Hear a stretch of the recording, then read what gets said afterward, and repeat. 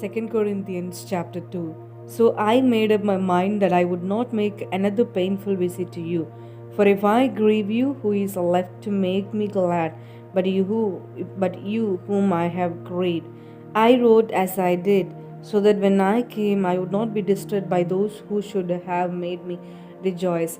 I had confidence in all of you that you would all share my joy.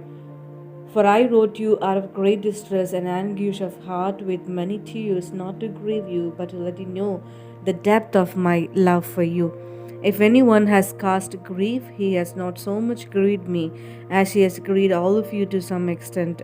Not to put it too severely, the punishment inflicted on him by the majority is sufficient. Now, instead, you ought to forgive and comfort him so that he will not be overwhelmed by excessive sorrow. I urge you, therefore, to reaffirm your love for him.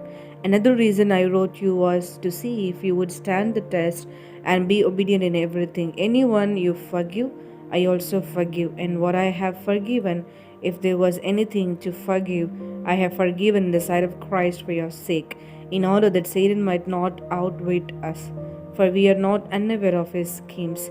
Now, when I went to Troas to preach the gospel of Christ and found that the Lord had opened a door for me, I still had no peace of mind because I did not find my brother Titus there. So I said goodbye to them and went on to Macedonia.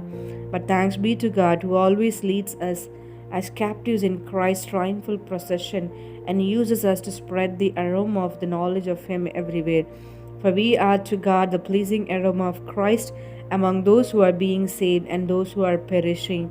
To the one who are an aroma that brings death, to the other an aroma that brings life, and who is equal to such a task.